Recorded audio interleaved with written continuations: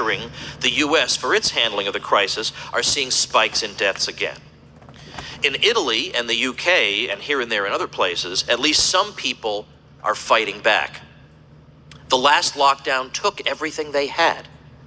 One video, which has gone viral, shows an Italian woman crying that she has lost everything and has nothing to feed her child. I guess she'd better listen to the science, right? What a sick, deranged cult this is.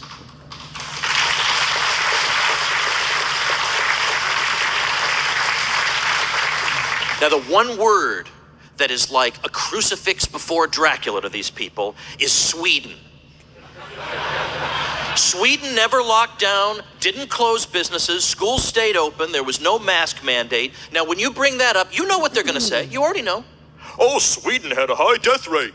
That's immediately their response. Now, there are countries that locked down and ruined people's lives that had much worse death rates than Sweden, but leave that aside. About 75% of the deaths in Sweden occurred in their atrociously run nursing homes. Everybody gets that they're atrociously run and things need to be done about that. But when you factor that in, you realize that it's actually not that particularly bad of a death rate. They were told that if you don't lock down by June, you're going to have 96,000 deaths. They had 4,000 by June. So being off by a factor of 24 doesn't make the listen to the science people stop even for a second and think, maybe there's something about this virus that's a little different from what we learned in Chapter 2 of Introduction to Epidemiology. My state of Florida did not lock down during the Sunbelt spike. The doomers have no explanation for how we got out of that. This very week, we recorded the lowest two-day death total since July. That shouldn't be possible. We have the 5th oldest population in the country, tourists coming in and out, we're completely open. We should be a basket case of nonstop death if the cartoon version were correct, but no. Now, there are lots of explanations for why this should be, but no one wants to listen to them. They want to hear the same. For some reason, people are allergic to good news in this. I've never seen anything like it. And I'm going to say something else that's controversial. There are other concerns in the world other than COVID. How about that? Incredible that we should have to say that. Now, I'm going to zip through just some of the problems with lockdowns, some of the non-COVID deaths caused by lockdowns. Every single one of these is backed up with a link from a mainstream source that your friends think this is what needs to be done. More of what failed the last time. Now, the other preferred form of voodoo, other than the lockdowns, is masks. We've been told that if only Americans had worn masks for 6 weeks, this whole thing would have been over quickly. The problem is, the charts don't bear this out. I mean, believe me, I wish masks could solve the problem. I wish just 6 weeks of that, and then that'd be great. But it turns out not so. All right, here's the UK. Now, the UK introduced a mask mandate. Let's try and guess where on that chart the mask mandate went into effect. Was it maybe up at the top? They put it in and said, okay, now we really need the mask mandate? It was there. Would you have guessed there? Could I have held a competition? See who could predict where the mask mandate was introduced?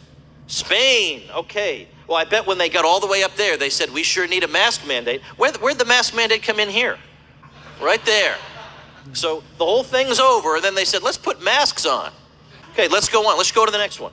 Italy. Okay, now Italy, I will tell you, in April, so right as it's starting to come down, they did say you have to wear masks in shops and on public transportation. But when did they require masks outdoors? Let's take a look. Right there. And as you can see, the virus has been wiped out. All they had to do was wear masks for 6 weeks. Let's go to the next one. France. Take a guess. Where do you think? Right there. Obviously, as you can see, the virus is gone. Just wear masks for 6 weeks. All right, let's keep going with the voodoo. Let's see. Belgium. All right. Obviously, right? All the data points to it. That's where the mask mandate went into. Let's keep going. Why the heck not? We got Germany. Where? Just as it's coming down, it's already coming down. So no doubt the masks will get the credit for it coming. It was already coming down anyway. The state does this all the time. Things come down anyway on their own. They take credit for it. Let's keep going. Austria. Where? Maybe up at the top? Oh, no, here. And as you can see, the virus has been wiped out. Let's go to the next one. Okay, these are places that require masks in the black and places that don't. Now, Denmark has introduced some limited mask requirements here and there, but generally they've been discouraging masks. And isn't that funny? I thought by listening to the science and wearing masks, that would help slow the spread, and yet, look at the red lines. These are places that don't require them, and oddly enough, they seem to be doing better. Okay, let's go to another one. Kansas City, when did they have their mask mandate?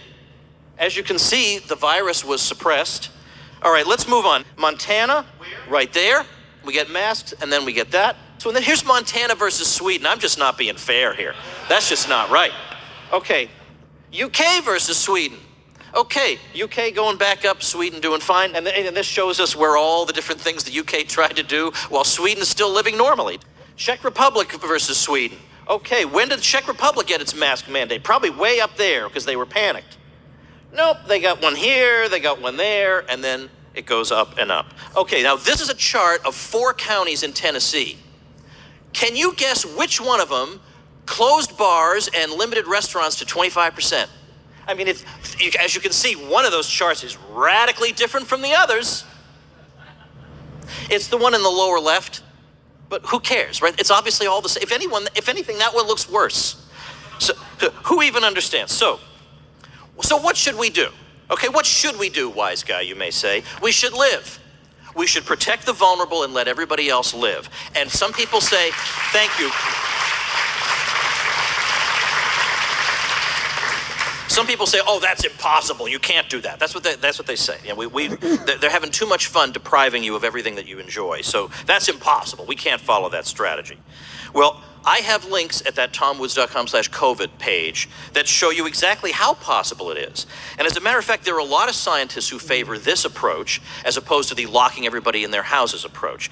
Harvard Medical School's Martin Kulldorff came on my podcast, The Tom Woods Show, and said that a majority of infectious disease epidemiologists favor that strategy and not the lockdowns. Well, how about that? You wouldn't really get that inside the hermetically sealed bubble, would you? And 3 scientists who favor this, from Stanford, Harvard, and Oxford, said this: if we continue to use unsuccessful age-wide lockdown measures to suppress the disease, unless we have an improbably safe and effective vaccine, it could take several years for the epidemic to come to an end. It is exceedingly unlikely that the measures available to protect older people could be maintained for that long. If focused protection is used, the pandemic would likely be over in 3 to 6 months. On Twitter, Alex Berenson, who's been excellent on this, says, virus gonna virus.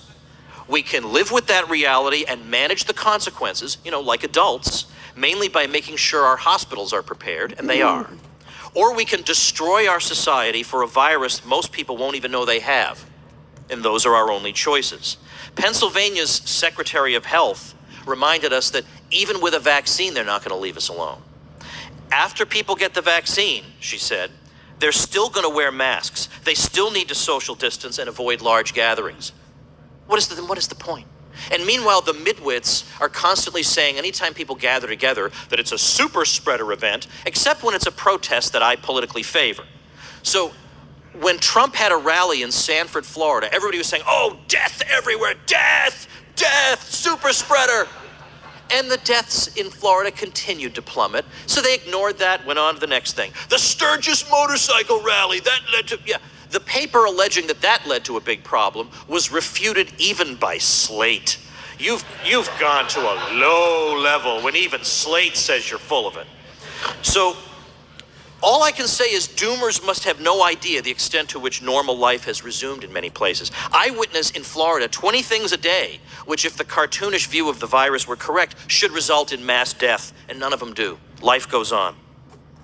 What is the point of indefinitely depriving ourselves of what makes life worth living so we can live in an antisocial dystopia? Why are we staying alive? So we can sit home and stare at the wall?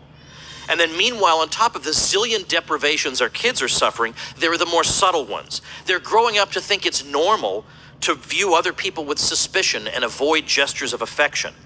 Babies and infants are experiencing a world where they can't see adult faces or a human smile. And even the old people we're trying to protect are dying from social isolation. All these things So my last statement, all these things that we've been told to give up, which is affection and friendship from less than 6 feet away, and indeed large gatherings and family celebrations and companionships, and all these things are not, as Lord Sumption says, optional extras. These things are life itself. Life comes with risks, some of them moderate, some of them severe, some of them limited. But sooner or later, it's going to be exceedingly obvious. Hiding in your house doesn't solve it, and masks don't solve it. At one point or another, you have to assess your own level of risk and live the one life you get. Thank you.